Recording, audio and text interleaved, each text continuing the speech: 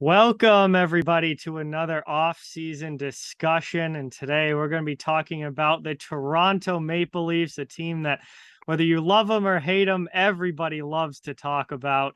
And joining me, we have another very special guest coming on the channel, and actually his first time on the channel. We have Sam from the Sam Weld 12 Experience, and you can get his channel link down in the description. As always, be sure to check him out. Great hockey content on there, as well as some other things as well. And it would mean a lot if you could show him some support. Sam, thank you so much for taking the time to do this and talk some Leafs hockey. You ready? I'm ready. Thank you for having me. I'm so excited to get back into hockey and talk about my beloved Leafs. And like you said, love them or hate them, let's talk about them. Yeah, so it's well, I guess before we get into the off season, we've got to go back to the playoffs because it happened again. Another first round exit for this Toronto team, which, it's been number of years in a row now. They just cannot get over the hump in the postseason. What I will say is that this year felt the closest. Like they were almost there. And I don't know how does that, how did you take this first round exit? Because to me, I'm not a Leafs fan. I'm more from the outside, but to me, this felt a little bit different than the embarrassment of the earlier ones, where this one was like, man, this team was really close. It was good. And I hate to make excuses, but as a Leaf fan, that's what I'm allowed to do. I think we got robbed in a couple games by the officials. And I hate to rag on the officials because they have such a hard job to do. But I think it was the game 5 crew. There were just some bad calls there. Really turned the series around. I kind of knew if they lost, especially that game 6 going into game 7, there was no way they were going to do it. And if you're going to lose to the team going for a three-peat, I'll take that. But it was a crazy series. It was so filthy. The guys were just hitting like crazy, physical, the talent level of puck possession, puck carrying, you saw everything in the series. It was incredible. But you're right, it's another notch on the back of the t-shirt to say, hey, there's always next year. So I'm getting sick of that, and I know a lot of people here up in the Toronto area are as well. So hopefully this year will be the year we can throw that t-shirt out and move to the next round. Yeah, absolutely. Leafs are definitely going to be going for that playoff win this coming season. And as far as the offseason goes, their biggest changes have come at what I believe is the most important position in hockey, and that's goaltender. It's going to be a whole new crew in net for the Leafs this coming season. They traded away Peter Mrazek. They were Jack Campbell left in free agency. They were able to bring in Ilya Samsonov in free agency and also trade for Matt Murray as well from Ottawa. So you've got a kind of a complete change in goal for the Leafs this season. How do you think that's going to work out heading into this year? This has been an interesting position for the last several years. It's always been an area where Toronto has struggled. Jack Campbell was good. He wasn't great.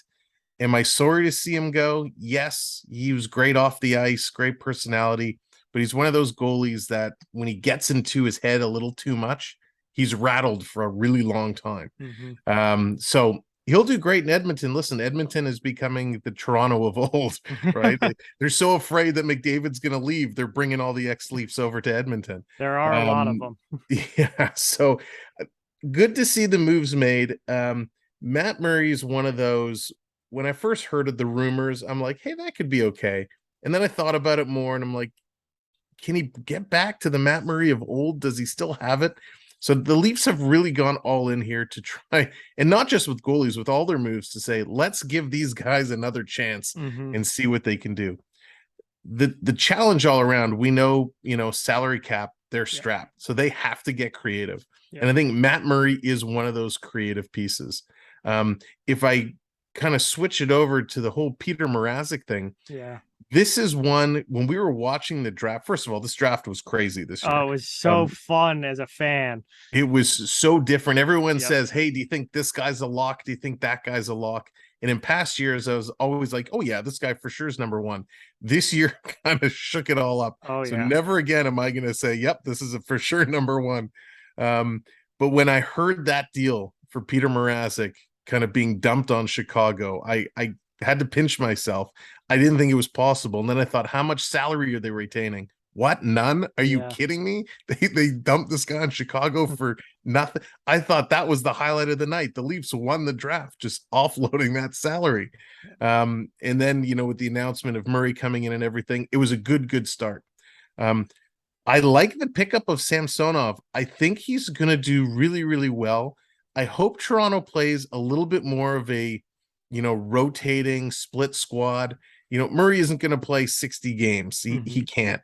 If he plays, closer to the 40, 50, almost make it a 50-50 split. That way Murray goes in, plays a couple games, Samsonov comes in for one or two, and then switches back up. That will go really, really well because I think Murray can't take that long load. You can't put that much pressure.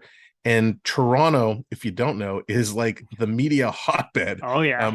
Players have cracked and crumbled under the pressures that go on here. So I know Murray's super happy to be here. He's going to do what he can do, but I like the tandem that they've created with these two goalies. Yeah, and Eric Shalgren, who's played a decent amount last year, still there as that third goaltender to kind of have a depth piece that you can lean on, because certainly Matt Murray has had some injury issues, and Samsonov's missed time over the past couple seasons as well. So if you get into that situation where you need more of a depth addition there or depth piece to play there, Shalgren, I think, I don't think he's a starter, but he certainly is capable in a depth role to come in and play some games. Yeah, 100%. Seeing what he did last year, and he really carried a bulk the end of the season there when Campbell went down. He was really fun to watch. He looked really, I mean, you could tell he's a kid, right? He's a rookie. He's still, figuring his way about, but he had some really, really good games. And hey, he took out Ovechkin at the end of the year. That's his claim to fame, right? Going into the playoffs there. So he'll be good 1 year. But nice to know we still have him as a third, should we need him. Yeah, for sure. You mentioned the salary cap because the Leafs are up against it when it comes to salary cap. And that, left them not a lot to work with money-wise for free agency and the rest of this offseason. We saw them bring back Mark Giordano in a move that I like a lot on a very team-friendly deal, making just $800,000 next year. Timothy Liljegren returns. Nicholas Aube-Kubel comes over as kind of a fourth line type forward to come from the Avalanche, who he won a cup with last season. A couple depth defensemen, Jordy Ben, Victor Mete, kind of guys that will probably be healthy scratches unless you start getting into injuries. Calle Jarnkrok comes over. Pierre Engvall returns. So we didn't see a lot of, necessarily big names come in because the Leafs just didn't have the money to do that. But we did see them kind of address depth and make sure that they had NHL level bodies so that when injuries do inevitably happen, they've got guys that can fill in. Yeah, it's very, very interesting the way this offseason went for the Leafs. And there were a lot of players I was really hoping they would find a way to sign, like Ilya Mikheyev. That's a huge loss moving out, right? Guys like Blackwell. Blackwell came in and played really gritty, nice pickup there. So there were some guys I'm really, really sad to see leave because I was kind of impressed and hoping that, hey, if they signed long term, I was going to get a jersey. Like I was that sold. But you're right. The way Giordano comes in, 800,000, nothing. The big rumor was he was offered $1 million and he said no. Spend it elsewhere. Yeah. So that's kind of cool when you hear stories. I'm sure the Players Association hates when those stories come out, but nice, he's willing to do it. And he was a good pickup. The surprise with Giordano, going back to last year, is I'm surprised we didn't see him paired up with his old Calgary running mate. Yeah. That was a huge shock, but happy to see him back. He'll be great for guys like Liljegren and Sandin, if they figure out a way to get them all in the lineup, because Toronto has a lot of defense. So Giordano, great leadership. Happy to see him here. Kubel is an interesting pickup, and we kind of joked that Colorado didn't want to re-sign him after he damaged the cup, 30 seconds after winning it. Fun little moment there. So he comes over. I liked him. I didn't know too much about him until I started covering the playoffs a lot more, Hmm. and watching his style of play impressed me. And I think he'll fit in well with Toronto. Again, Toronto's looking for all these guys $1 million or less Yeah. to fit in. And I think it's a pretty solid pickup. The guy I'm most excited to see come in and play is Adam Gaudette. Yeah. When Gaudette first kind of came in the league, there was a buzz about him. I think it was over in Vancouver, and I didn't get to see too much. But what I saw of him, I was like, "Okay, this kid's gonna blossom." And it just never happened. And then he bounced around a little bit, and I think all the teams were waiting. Is this where he opens up? Is this where he opens up? So I kind of have that feeling now with him coming to Toronto, with the talent that's here. Can they bring it out of him? Because he has it. Now we just have to get it out of him. So I'm excited to see what he does. You mentioned Yankrok. He's going to come in. He's, call it the heavyweight of the crew they brought in, Yeah. making 2 million. Yep. He's another one, really, really big potential, and that's going to be the word of the year.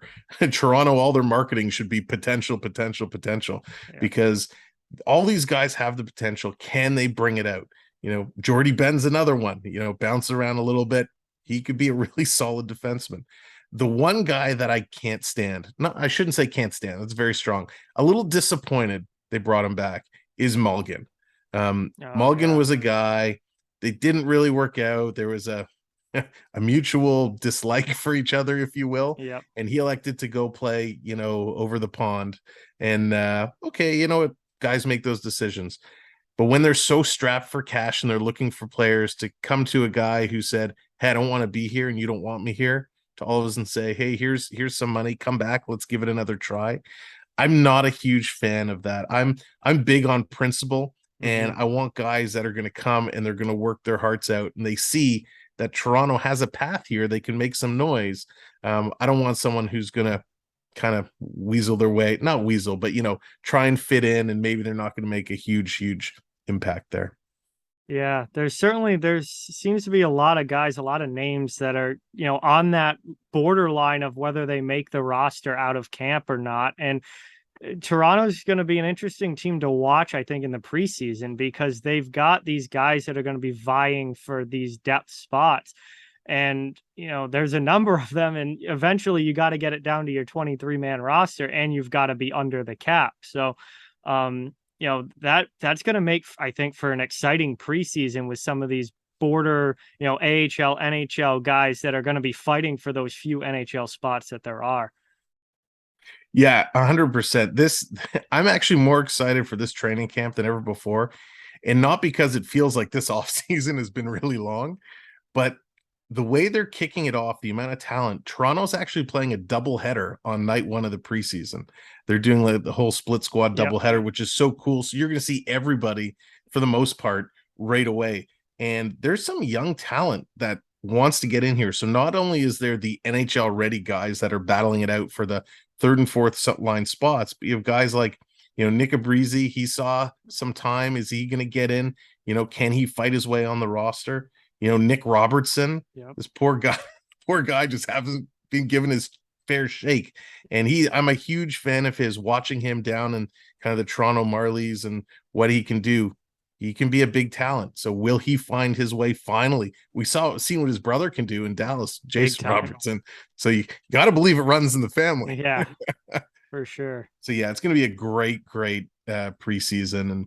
And for once, usually you kind of have a feeling, what your lines are going to be, the exception of a player or two. I Mhm. think in Toronto's case, there's a whole line potentially that could be open for business.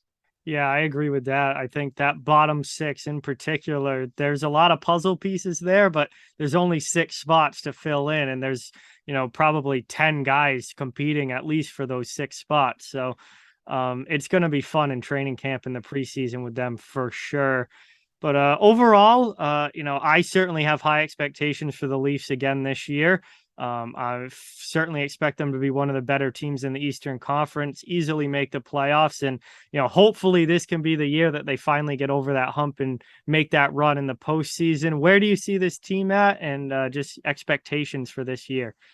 Yeah, I have very high expectations for this group. I mean, the only thing that fears me is there's a lot of teams around them that Yeah. got better. When Yeah. you talk about, the Buffaloes, Montreals, and so on and so forth, there's a lot of teams that have gotten better. Not that I think Montreal's going to go from the bottom to the top, but Toronto's going to get in there. I think the East is going to end up this year again. Every team, all 8 that make the playoffs, are going to be over 100 I points. It's agree. going to Yep. be really competitive. Um, I don't care if Toronto gets home ice or not, as long as they get in. Yep. I just want to try and avoid Tampa Bay. Yeah. Because, you know, we joke Toronto, they've had issues with Boston. They can never beat Boston. And now it's Tampa. And you Yeah. saw what Tampa's done this offseason. So Yep. they got to find that cushion, that zone to come in. I'm expecting them to play hard. We know the offense is going to be there. Tavares has really taken it personally how poor he played last year. He's Mhm. been exercising, eating right. He's dropped some pounds. He's muscled up. So he's going to come in a different Tavares than we've seen before. You know what you're going to get with Matthews. I expect him. He's going to dominate the league again in goals. Marner finally found his game again last year. Nylander is still a little spacey, but I think they're finally kind of coming together. So depending on what those bottom 6 can do, I expect this team to make some noise, and I don't think they're going to go all the way and take the cup, but I really think they're going to give it a good run. All right, that is awesome. Sam, thank you so much for coming on. It was awesome to have you and awesome to talk Toronto Maple Leafs hockey, gearing up for another season where they should be a top team in the Eastern Conference. Thanks for taking the time. Yeah, thank you so much for having me. All right, everybody. Sam's channel linked down in the description. As always, please check that out. Throw him a sub and show some support. Really great to have him on. And thank you to everybody for watching. Hope you guys enjoyed this Leafs discussion, talking about their offseason and getting ready for the new year. Really, really appreciate everybody. We'll be back with another one soon. See you guys next time.